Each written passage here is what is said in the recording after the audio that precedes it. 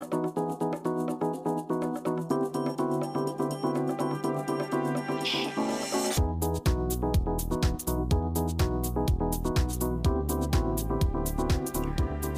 여러분 안녕하십니까? 12시에 반가운 얼굴 박민영의 SNS 인사드립니다. 박민영입니다.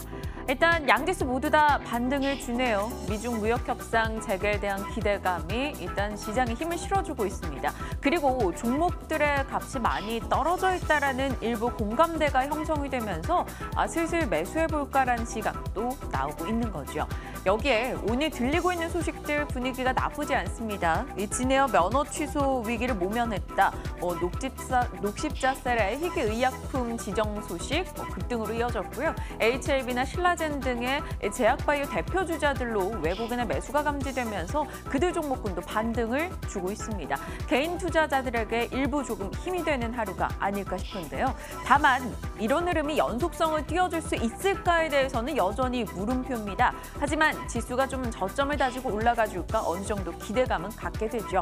어떻게 바라봐야 되는가 시장에 대한 이야기 나누면서 오늘 포트 전략 변경 가져가도록 하겠습니다. 12시에 즐거운 이 시간 여러분 함께 하시길 바랄게요. 박민영의 SNS 시작합니다.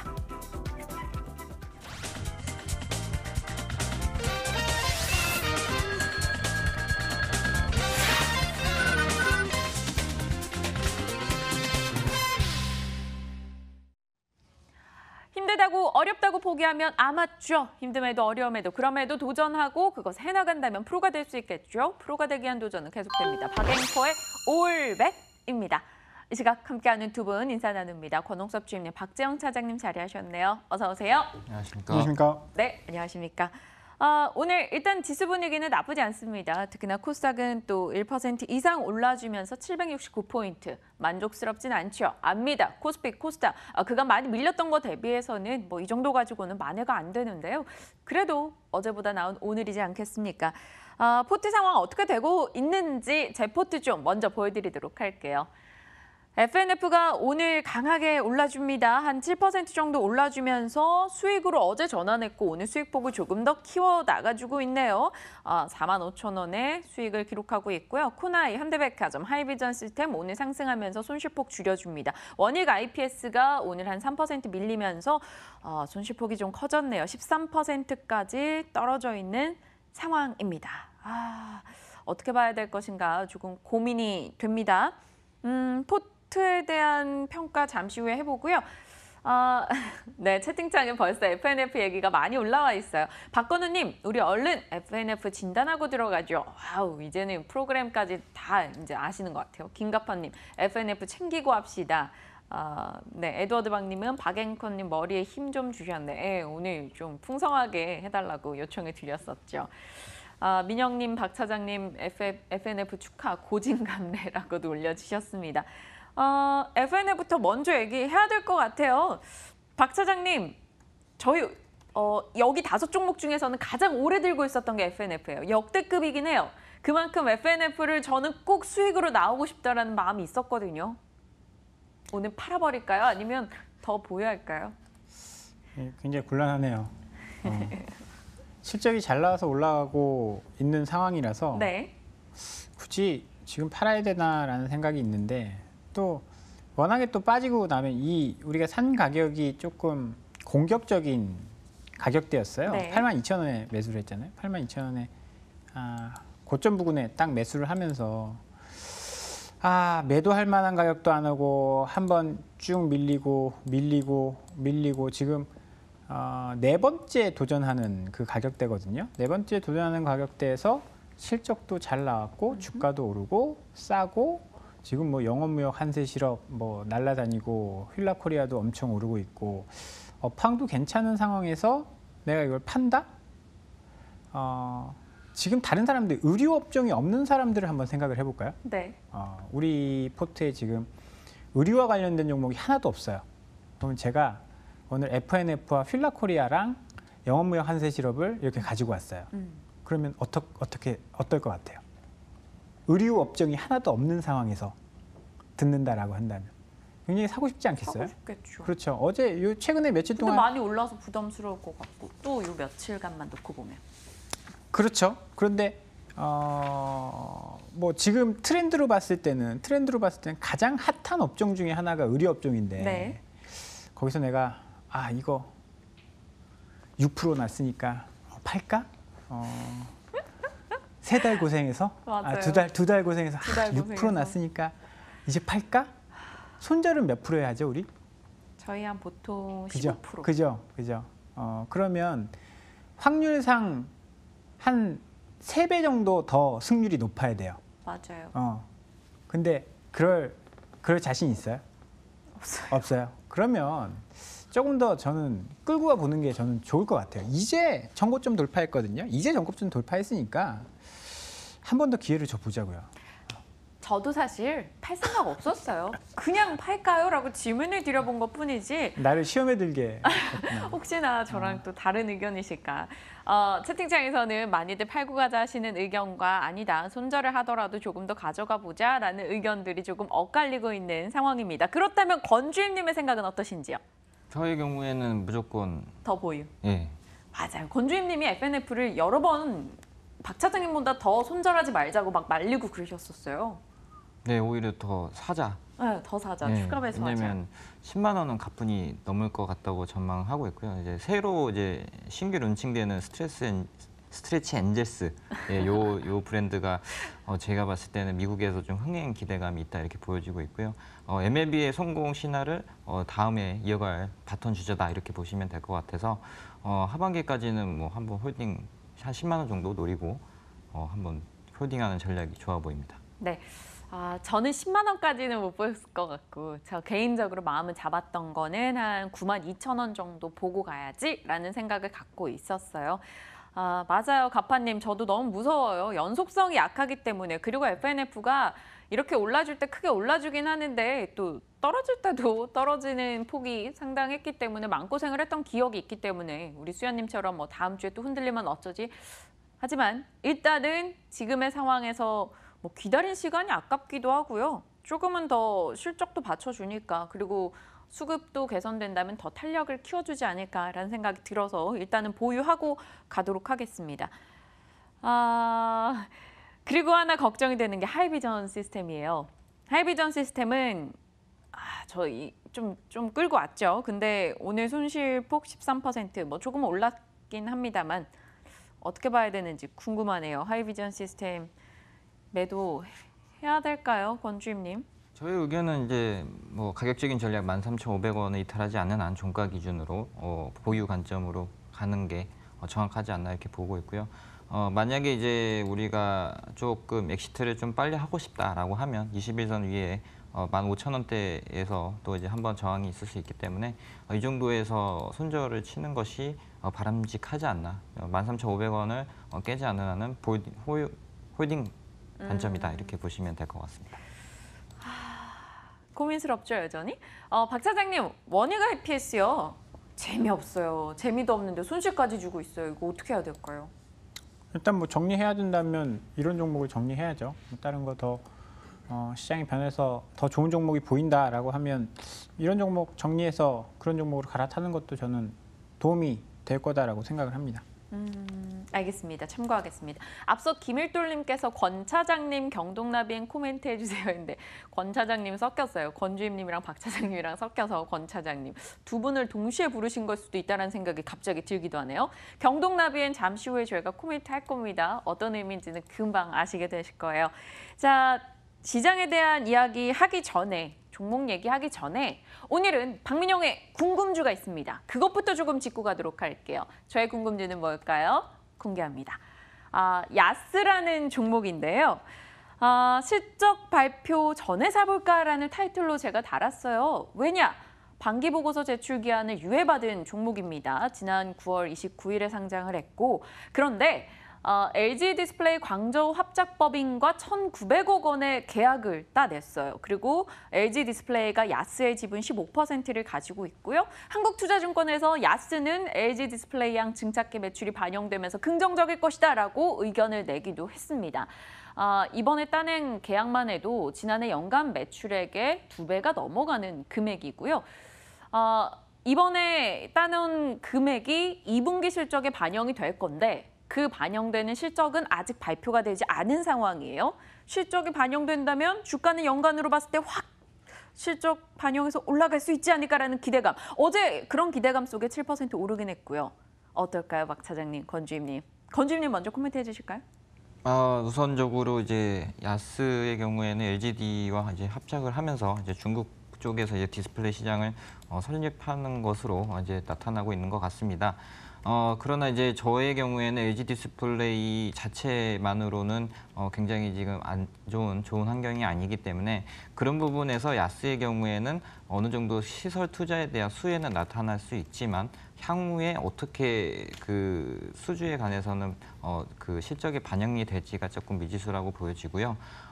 만약에 이거를 이제 기술적 분석상은 이제 120일선을 강하게 돌파하면서 올라갔기 때문에 위에 전 고점 매물대인 28,000원 정도까지는 주가가 한 번 더 튈 가능성이 있다 이렇게 보여지고 있지만 그 LG 디스플레이의 8세대 대형 패널 같은 경우에는 아직까지 그 지금 우리가 일본에 있는 회사, 그러니까 대만에 있는 회사가 10세대의 대형 패널을 공급할 예정이라고 이제 뉴스가 지금 나오고 있기 때문에 그런 부분에서 이슈를 감안하자면 약간 조금 지금은 관망을 해야 되지 않나 이렇게 보고 있습니다. 채팅창에도 좀 조심해야 될 것 같다라고 스위스 유학준수아님께서도 글을 내주셨어요.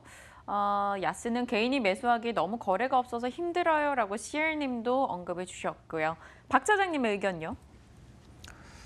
조금 애매하네요. 애매해요. 원익 IPS도 별로 안 좋고 테라세미콘도 별로 안 좋고 공통점이 디스플레이 쪽이다라는 거거든요. 네. 이쪽은 다 싸요. 한번 볼까요? 이제 증권사에서 제공하는 이 자료만 보면 PER 예상치 야스가 이제 8.7배인데 더 낮아질 가능성이 있다라는 거예요. 수주를 해서. 그런데 정말 웃긴 거는요. 테스 7배예요. 삼성에서 주력으로 하고 있죠. TSE 3.8배예요. 정말 말도 안 되는 밸류에이션이죠. 테라세미콘 5배예요. 비아트론 5배입니다. 이 업체들을 다 디스플레이 장비 업체들이에요. 공통점이죠. 차트를 한번 볼까요? 비아트론 죽어 있어요. 테라세미콘 오늘 조금 올라오지만 죽어 있죠. TSE 최근에 실적 발표하고 죽었죠. 또 뭐가 있을까요? 테스 오늘 목표가 하향 의견 나오면서 죽고 있죠. 이제 그 군계일학이라고 굉장히 안 좋은 데서 자기 혼자 잘하면 정말 돋보이는 종목이 있을 수 있어요. 네. 근데 확률이 높지 않죠. 그런 측면에서 봤을 때는 굉장히 매력적이긴 해요. 야스 저도 이제 오늘 보고서 읽어봤는데 굉장히 매력적이긴 합니다.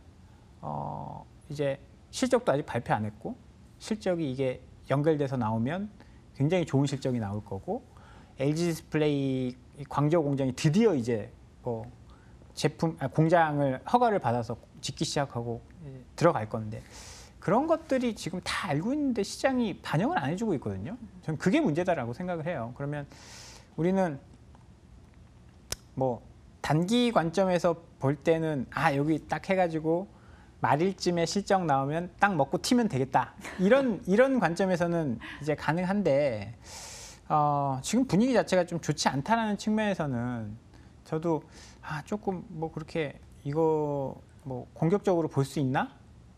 라는 생각이 조금은 드네요. 저도 뭐 보고서 봤는데 참 내용 괜찮더라고요. 내용 괜찮은데 이게 시장에서는 조금 아니다라고 보고 있는 것 같아요. 알겠습니다. 조곤조곤 얘기하시면서 두 분이 저를 죽이시는 느낌이네요. 일단 채팅창에도 뭐 다 그래요. 박 차장님 말에 공감한다. 저의 발굴 노력에 높이 평가해 주신다고 일돌림 감사합니다. 탐라주총님 왜 이걸 이 한마디에 정말 많은 게 담겨 있다라는 생각도 드네요. 그리고 오늘 줄기의 날인가 보네라는 얘기가 나오는데 짤막하게 짚고 갈게요. 오늘 줄기세포 관련한 종목들의 분위기가 좋습니다. 그렇다면 바이오건께 여쭤봐야겠죠. 앞서도 요청이 있었어요. 녹십자 랩셀. 네. 네, 그거에 대한 질문이 들어왔거든요. 녹십자 랩셀은 재대열하고 그리고 줄기세포가 아니죠. 면역세포. 녹십자셀. 네, 녹십자셀. 녹십자셀의 경우에는 이제 그 항암 면역 세포 치료제라고 하는 게 정확합니다. 이제 환자한테 그 피를 추출해가지고 그 면역에 관련된 세포들을 배양을 해서 거기에 대해서 암을 그 죽이기 위해서 강력한 어떤 그런 그 약을 만든다 이렇게 보시면 될 것 같은데요. 최근에 이제 그 이득주 대표님이 이제 거기에 대해서 이제 계속적으로 홍보를 하고 그리고 해외 학회에 참석을 하면서 당사에 대한 약 케어에 대한 효능을 지속적으로 해왔습니다. 그 결과 국내 임상, 그러니까 세브란스 한양대병원 이쪽에서 계속적으로 그 간암 적응증과 그리고 뇌졸중, 뇌종양 쪽 그리고 마지막으로 췌장암과 이제 병용에 대해서 투여가 되는 그런 부분들 임상을 많이 했었는데요. 이런 부분들이 이제 그 미국 FDA의 희귀 의약품으로 이제 지정이 되면서 그런 부분에서 주가에 반영이 되지 않나 이렇게 싶습니다. 이렇게 그 주가가 상방으로 이렇게 상한가를 가는 이유가 뭐냐면 우리나라뿐만이 아니라 글로벌적으로 이런 그 신약에 대한 기대감이 가장 크다 이렇게 볼 수가 있겠는데요. 항암제의 경우에는 어느 정도 경구용이 있고 이미 보편화되어 있고 부작용이 심하지만 이런 그 새로운 신약의 경우에는 부작용이 적고 그러나 효능이 굉장히 큰 그런 부분에서는 굉장히 가치를 증대시킬 수 있다 이렇게 보실 수가 있겠습니다. 만약에 이제 여기에 대해서 목표가를 보자면 이 회사의 지금 시가총액이 5,300억인데요. 보통 이제 그 미국 FDA에 등록이 되거나 삼상에 대한 신약 허가가 기대가 된다면 보통 1조 정도, 2조 정도의 시가총액을 형성하고 있습니다. 그런 부분에서 봤을 때 앞으로 이 회사의 주가가 한 번 더 튈 가능성이 있기 때문에 그런 부분에서는 한 52,000원까지 한번 가격적인 전략을 한번 제시해 드릴 수 있겠고요. 다만 지금 이제 바이오에 대한 감리 부분과 그리고 바이오 셀 리포트에 대한 그런 그 외국인들의 수급의 영향으로 인해서 한번 이제 조정이 올 수가 있는데 그런 부분에서는 리스크 관리를 해야 된다 이렇게 보시면 될 것 같습니다. 네, 알겠습니다. 의견 꼭 참고해서 좀 도움이 되셨길 바라보겠습니다. 오늘 저희 할 게 너무나 많대요. 그래서 제가 앞에서 이렇게 시간을 쓸 거가 안 될 것 같아요. 얼렁얼렁 진행을 해 나가도록 하겠습니다. 일단 두 남자의 종목부터 공개를 좀 해보죠. 박재영 차장님, 권주임님의 종목을 열어보겠습니다. 오늘의 종목입니다. 박재영 차장 영업무역, 유닛 테스트, 어제 이 두 종목에 대한 상담 요청이 있었던 것 같고요. 권주임님의 종목 경동나비에 앞서 제가 왜 그런 얘기를 했는지 아실 것 같지요? 일돌림 경동나비엔 오늘 유망주였습니다. 그리고 ST팜 다시 한번 제시해 주시네요. 각각 한 종목씩 듣고 나서 오늘 좀 특별한 시간이 있거든요. 여러분 함께 즐겨주시길 바랍니다. 잠시 후에요. 일단 박 차장님 종목 먼저 가볼까요? 영업무역이요. 어떤 분이 들고 계시다고 고민된다고 올리셨었어요. 네, 영업무역 실적이 좋게 나오면서 주가가 많이 올랐습니다. 3거래일 연속 급등을 하는 양상인데요. 실적 발표하고 주가가 올라가고 있습니다. 워낙에 좀 쌌던 종목이에요. 그런데 실적이 예상치보다 잘 나오면서 주가가 크게 반등하고 있고요. 영업이익이 780억 원 나왔습니다. 그중에서 스캇이라는 자전거 브랜드 자회사가 있어요. 네. 근데 이 자회사가 처음에 인수하고 계속 적자였다가 최근에 다시 또 살아나고 있습니다. 악성 재고를 많이 조금 덜어내고 영업이익이 한 68억 정도 나올 거라고 예상을 했었는데 170억이 나왔어요. 그러다 보니까 실적 이렇게 좋을 수가 있나? 그러니까 예상치보다 왜 이렇게 좋게 나왔지 봤는데 자회사 스캇의 실적이 좋게 나왔기 때문입니다. 최근에 저도 이제 자전거를 좀 탔었는데 미세먼지다 뭐다 해가지고 자전거를 탈 수 있는 환경이 아니었잖아요. 그런데 또 날이 또 이제 환경이 괜찮아지다 보니까 또 2분기에는 실적이 좋아지는 그런 모습인데요. 재고들 많이 떨어내고 확실한 턴어라운드를 했다라고 본다면 개선이 될 수 있어 보이고요. 어제 미국 시장에서 월마트가 주가가 10%가 올랐죠. 그걸 한번 생각을 해보면 미국의 소비업체가 이제 살아나기 시작을 했습니다. 소비업체가 물건을 팔려면 뭐가 있어야 돼요? 그런 데서 옷도 팔고 할 거 아니에요. 그러면 미국의 소비가 좋아지면요. 영업무역 같은 경우에는 미국의 OEM으로 옷을 만들어서 납품하는 업체인데 지금까지 이렇게 주가가 안 좋았던 이유는 미국에서 이제 재고를 이제 축적을 안 시켰어요. 옷이 잘 안 팔리니까 굳이 OEM 업체에 오더를 많이 줄 필요가 없었는데 이제 만약에 소비가 살아난다? 월마트 같은 애들이 이제 실적이 좋아져서 재고를 채운다? 그러면 재고 리스타킹 수요가 있다라는 거죠. 그러면 OEM 업체들은 오더가 늘어날 가능성이 높습니다. 그리고 OEM 업체들은 3분기가 성수기예요. 왜냐? 4분기 옷이 제일 비싸잖아요. 겨울 옷이 제일 비싸니까 겨울에 옷을 오더를 만들려면 3분기부터 오더를 줘야 된다는 거죠. 그래서 성수기 시점도 다가오고 있고요. 굉장히 저평가되어 있습니다. 네. 영업무역 지금 밸류에이션으로 보면 9배거든요. 글로벌 업체에 비해서 밸류에이션 절반뿐이 안 돼요. 그거를 지금 실적 발표가 어느 정도 메웠다라고 보고요.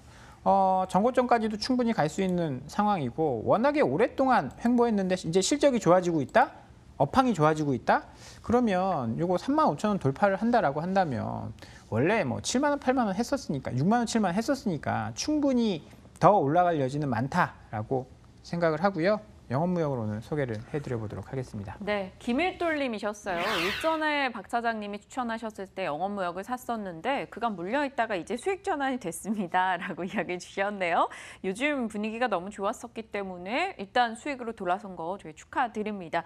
조금 더 관심을 갖고 보셔도 되겠다라는 생각이 드는 종목이에요. 영업무역 살펴봤고요. 영원 목표가가 얼마냐가 관건일 것 같아요. 장기 보유주로 봐야 하나요? 라는 질문이 있는데 목표가 라인 잡고 갈까요? 네, 목표가는 일단은 뭐 사실 이런 종목들 턴어라운드 하면 목표가가 무슨 의미가 있겠냐마는 저는 크게 봤을 때는 주봉상으로 크게 봤을 때는요. 지금 4만 원대 이제 단기적으로 볼 수 있다라고 보고요. 크게 네. 봤을 때는 뭐 5만 원대까지 갈 수 있다라고 보고 손절가는 좀 짧게 처음에 올라왔던 그 부근 3만 1,000원 정도 보시면 좋을 것 같습니다. 알겠습니다. 영업무역에 대한 의견 나눠봤고요. 이어서 곧장 가보죠. 권주임님의 종목. 어제부터 애타게 경동나비엔에 대한 요청이 있었는데 오늘 유망주로 딱 가져오셨어요. 경동나비엔도 아마 저희 시간에 얘기하고 사셨다면 지금 약간 손실이시겠죠? 예, 한 두세 차례 이제 언급을 해드렸는데 이제 주가 오를 때마다 이제 언급을 해서 아마 조금 한 6만 원 정도대의 평단가가 아니신가 이렇게 기대가 좀 생각이 되는데요. 네.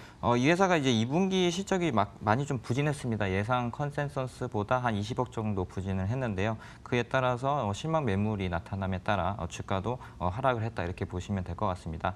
그러나 그런 그 기술적 분석상 5만 1,000원을 제지하면서 다시 한번 이제 기술적 반등이 나오고 있는데 그러한 이유들은 이제 7월부터 이제 중국의 신공장이 가동이 됩니다. 그동안 이제 중국의 생산 캐파는 한 10만 대 정도 수준이었는데요. 그러한 부분들을 이제 스마트 팩토리로 전환을 하면서 인건비를 절감함과 동시에 20만 대 정도 더 생산을 할 수 있는 그러한 그 생산 시설을 갖추게 되었습니다. 따라서 중국의 경우에는 한 30만 대 수준의 판매량이 나타날 것이라고 보여지고 있고요. 그러한 이유는 이제 중국향 매출에 대한 성장 기대감이 있기 때문입니다. 시진핑 2기 신정부 다시 한번 이제 출범을 하면서 거기에 따라서 중국의 석탄 개조 사업에 대한 수주가 역시 나타날 것이라고 예상이 되고 있고요. 북미 쪽에서도 YOY로 연간 한 15% 정도 성장, 그리고 원화가 계속적으로 약세가 된다면 거기에 대해서 환이익이 한 20억 정도 반영이 될 여지가 있기 때문에 그런 부분에서 3분기, 4분기에 대한 실적 모멘텀을 가지고 투자를 하는 것이 괜찮아 보인다 이렇게 보시면 될 것 같고요. 5만 원 정도 때라면은 어느 정도 그런 실적들을 반영된 밸류라고 생각이 됩니다. 따라서 그런 부분에서 지금 여기서 이제 어느 정도 조정을 하다가 어느 정도 그 뉴스라든지 이슈가 발생할 때마다 주가는 다시 한번 정상 가격인 6만 원 이상으로 갈 가능성이 있다고 보여지고요. 3분기가 마무리되는 9월이나 10월 정도에는 다시 한번 그 위에 상단이 한 7만 원대까지 한번 노려볼만 하기 때문에 관심 있게 봐야 된다 이렇게 보시면 될 것 같습니다. 경동나비엔 일돌님께서 6만 1,000원에 권주임님이 정확하게 맞추셨던 것 같아요. 6만 1,000원에 매수하셨대요. 경동나비엔에 대해서는 긍정적인 시각을 유지해주고 계시니까요. 일돌님 좀 더 상황을 봐도 될 것 같습니다. 오늘요 이렇게 좀 빠르게 진행을 하고 있는가 말씀드렸는데 아이디어를 냈고 그래서 오늘 반영이 된 하나가 있어요. 박 차장님, 권주임님 긴장하셔야 될 겁니다. 박민영이 안 산 종목 중에 잘 간 거 베스트 꼽아볼 거고요. 그간 두 분이 말씀하셨던 종목에서 손실이 좀 크게 난 종목 만약에 샀다면 뭐가 있을까? 한번 그게 궁금했거든요. 그래서 골라봤습니다. 박재영 차장님이 얘기했는데 제가 안 샀는데 수익이 난 종목 베스트 3부터 먼저 보도록 할게요. 열어보시죠. 어떤 종목일지 궁금하시죠? 보니까 사마콘덴서, 플라코리아, 코스모 신소재 되더라고요. 사마콘덴서 왜 안 샀을까요? 그때 65% 수익 지금 힐라코리아가 5월 16일에 말씀 주셨었고 51%, 코스메 신소재가 46%. 그럼 권주임님의 종목은 또 어떤 것들이었을까요? 딱 떠오르는 게 하나 있어요. 맞아요. 저는 에코마이스터가 생각이 났어요. 105% 수익, 네페스, 에스모 역시나 100%, 69% 수익입니다. 물론 추천일 이후 최고가 기준으로 제가 안 산 종목, 안 사고 잘 간 종목 참 많이 기억이 나는데 이렇게 쭉쭉쭉 있어요. 박 차장님도 저 중에서 좀 아쉬운 게 있으세요? 제가 안 사서. 필라코리아가 좀 아쉬워요. 아쉽죠. 아쉽긴 한데 뭐 FNF나 배럴 이런 걸 많이 했으니까 그렇고 뭐 세 종목 다 이제 여러 번 말씀을 드리긴 한 건데 뭐 지나간 거 생각해봐야 뭐 하겠습니까? 그렇죠. 네. 과거긴 한데 그래도 한 번씩 이런 거 짚어봐야 제가 종목 선정할 때 조금 더 긴장을 하지 않겠어요. 권주임님 에코마이스터 사라고 하지 좀. 하시죠 좀. 했던 걸로 기억이 나는데 아무튼 말 안 들어놓고 꼭 이렇게 뒤에 와서 따지고. 네, 근데 뭐 에코마이스터야 이제 그 남북 경협에 대한 기대감, 뭐 그리고 이제 새로운 폐기물 처리 시설에 대한 기술 확보 이런 부분에서 투자 포인트가 있었는데요. 제가 제일 아쉬웠던 거는 이제 네페스가 아닌가 네페스. 싶습니다. 채팅창에도 올라오네요. 네페스. 네. 그리고 KMW도 많이 갔었어요라고. 그래서 네페스의 경우에는 이제 그 어느 정도 이 회사가 기술력을 갖고 있었고 또한 이제 그 자율적으로 합승하는 학습을 통해서 기술 발전을 하는 그런 머신러닝에 대한 그런 기술력도 굉장히 크다고 보여졌기 때문에 그런 부분에서 저점 매수 전략으로 했었고요. 왜 이 회사가 못 갔었냐면 그동안 그 네페스 신소재라는 회사가 있었습니다. 자회사가 있었는데 거기에 대해서 이제 M&A에 대한 부담 그런 부분에서 밸류에이션을 적절하게 가치를 못 받았고요. 그런 부분들이 네페스 신소재가 매각이 되고 나서 네페스 혼자 이제 남게 되면서 다시 한번 그런 그 가치를 받지 않았나 싶습니다. 뭐 그런 부분에서는 이제 뭐 과거에 있던 흐름들이 나타나는데요. 이런 부분들에서 이제 우리가 좀 여기서 팁을 한번 드리자면은 이렇게 이제 어떤 회사에 이벤트가 발생을 하고 네. 그리고 뭐 매출이라든지 실적 뭐 선장 모멘텀이 발생을 했다라고 하면은 그러면 이제 1차적으로는 크게 올라갑니다. 어디까지인지 모르겠지만 일단 1차적으로 올라가고 고점을 찍은 이후에 그다음에 이제 우리가 이거를 흔히 말하는 이제 설거지 차트라고 얘기를 하는데 그런 부분에서 한번 이제 꼭지친 종목을 다시 한번 들어가기에는 상당한 부담감이 많이 있을 수 있습니다. 따라서 여기에서 나오는 이슈 그리고 이후에 나오는 이슈들을 점차 체크를 하면서 투자를 하는 것이 바람직하다고 보여지기 때문에 그런 부분에서 투자하실 때 팁이 좀 되셨으면 하겠습니다. 알겠습니다. 권주인님 겸손하시다는 모기가이님의 의견, 또 일돌님은 박 차장님은 꾀돌이 스타일이면서 깡이 좋다고 올려주시기도 했네요. 하지만 뭐 좋은 것만 볼 수 있겠습니까? 두 분이 말씀하셨던 종목 중에서 베스트를 봤다면 워스트를 봐야겠죠. 어떤 종목인지 저는 딱 떠오르는 종목이 있어요. 한번 열어서 확인을 해보시죠. 박재영 차장님이 말씀하셨던 종목 중에 안 사길 잘한 종목 썬데이토즈입니다. 추천을 이후 최저가 기준이긴 합니다만 53% 손실이고요. 권주임님 웃고 계실 때가 아니에요. 클리오 52% 손실입니다. 뭐 추천일 4월 30일이면 거의 뭐 저희 시작할 때였던 그 종목이네요. 박 차장님, 그때 썬데이토즈 뭐 게임 얘기하시면서 해주셨던 것 같은데 왜 이렇게 안 갔을까요? 일단은 이때 투자 포인트로 말씀드렸던 것은 위베어베어스 이쪽이 이제 북미의 새로운 IP가 될 수 있다. 얘들이 애니팡뿐이 없는데 위베어베어스가 최근에 애플 스토어에서 선전하고 잘하고 있다라는 말씀을 드렸는데 뭐 그런 부분들이 조금 뭐 식은 것 같아요. 잘 안 되니까 이제 실패 관련돼서 주가가 이제 좀 빠진 것 같고 지금 이것뿐만이 아니라 게임주들이 전반적으로 다 안 좋았습니다. 그런 영향을 좀 받은 것 같고요. 지금도 아니겠죠? 들어가는 건? 지금 중국의 텐센트가 실적이 안 나왔어요. 텐센트가 실적이 안 나왔는데 중국이 역대 최초로 한 자릿수대 성장을 했다라고 합니다. 중국에서도 지금 중국 정부가 판호를 안 내주고 있거든요. 그런 리스크가 좀 있어서 성장성 우려로 좀 조정을 받고 있다라고 보고요. 이런 종목들은 대처를 좀 잘 해야 되는 부분이 있는데 저희가 당연히 그때는 선정이 안 돼서 어떻게 계속 AS 할 그 부분은 없었는데 하락하는 종목을 잘 끊어내는 것도 하나의 이제 가장 이제 중요한 투자 포인트여서요. 이런 종목들은 이평선 뭐 대응을 좀 잘 하시면 좋을 것 같다라는 말씀을 알겠습니다. 뭐라고 얘기해야 되죠? 박 차장님이 전략 스타일이라 일일비 안 한다는 글도 올라왔어요. 건주임님, 네. 클리오. 건주임님은 화장품 쪽 하시면 안 될 것 같아요. 건주임님께서 별로 화장품 안 쓰시잖아요. 예, 거의 안 쓰죠. 그러니까 그런 쪽은 제가 궁금주로 골라오겠습니다. 제가 잘 이렇게 바르고 이러니까. 네, 네. 앞으로 좀 팁 좀 많이 주시면은 감사드리겠는데요. 그래도 클리오는 AS 해주셔야죠. 이렇게 넘어가시면 안 됩니다. 예, 일단은 뭐 한번 화면을 보시죠. 이제 2018년 들어서 4월달 이후부터 이제 발생된 거래소 공시인데요. 지금 보면은 거의 뭐 4월달에 공매도 거래 금지 적용이 한 2번 정도 있었고요. 5월 달에도 역시 2번 정도 이렇게 발생을 했고, 이런 부분에서 이제 그 과도한 하락에 따른 이런 그 차트 흐름들이 나오고 이제 투매가 발생했다.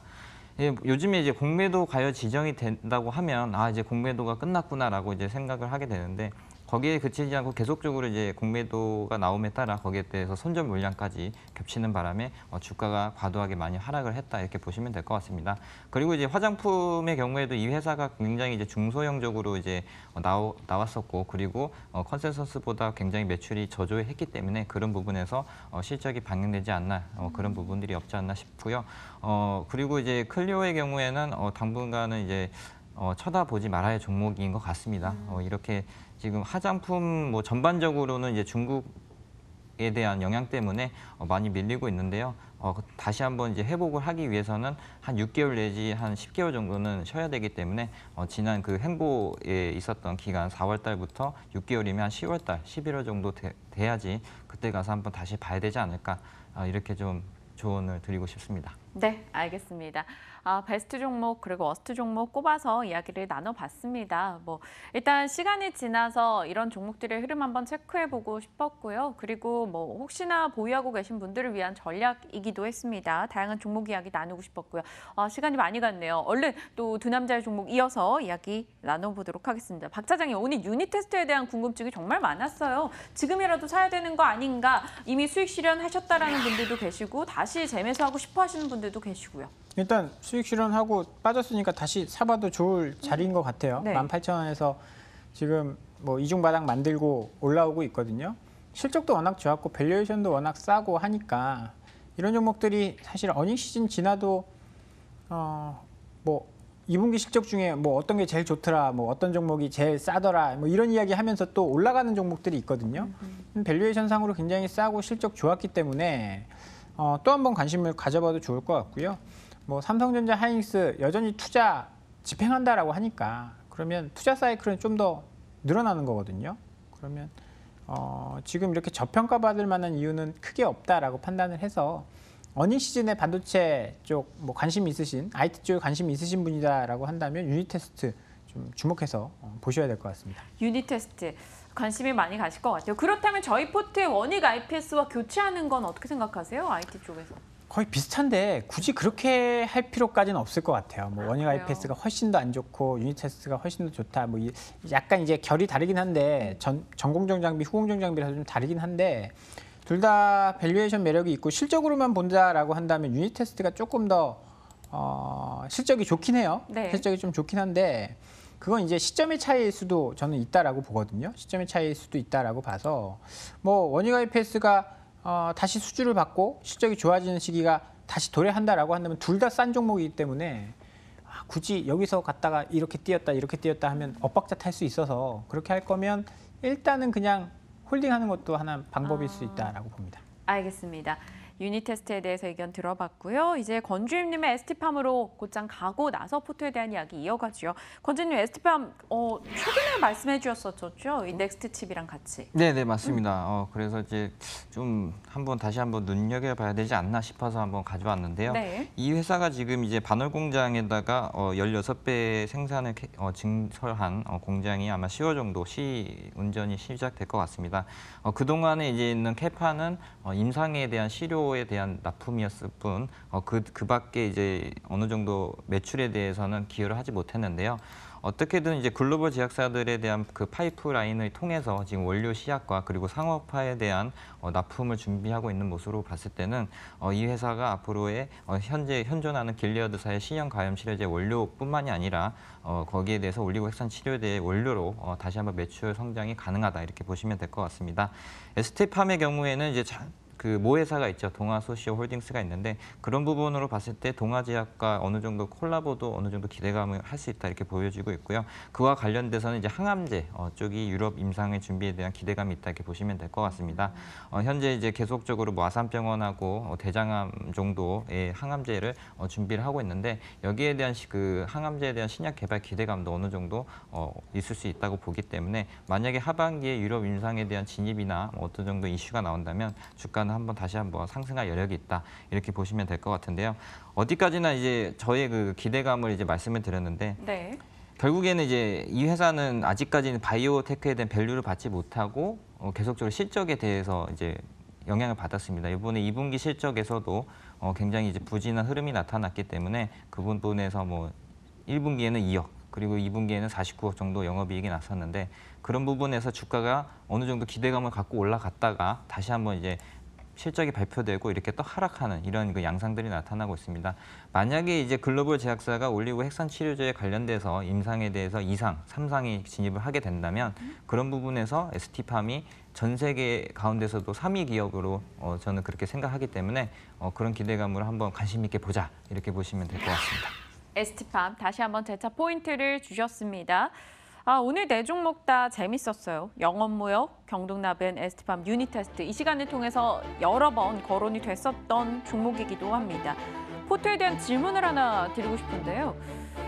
박 차장님, 음악이 또 빨리 나와서 현대백화점, 요즘에 현대백화점 그렇게 손님 많이 없다 막 이런 얘기도 있고 물론 저희는 면세점 포인트도 있었지만 포트에서도 영 재미가 없어요. 지금 유통 쪽이 다 그런 것 같거든요. 신세계도 그렇고 뭐 현대백화점도 그렇고 다 이제 그런 것 같은데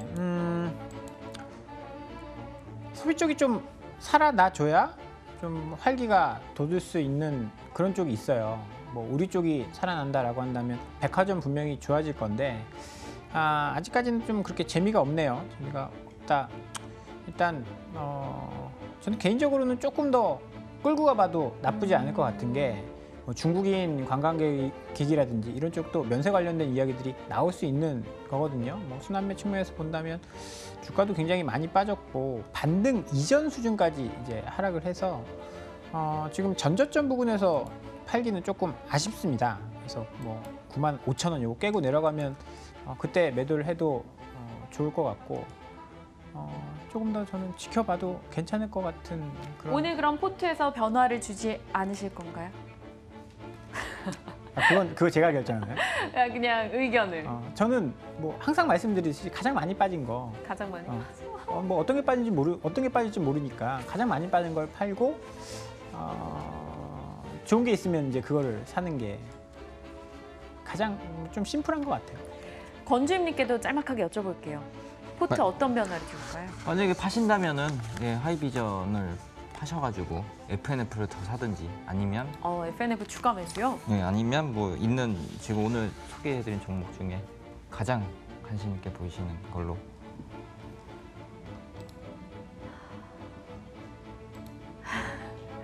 결정하겠습니다.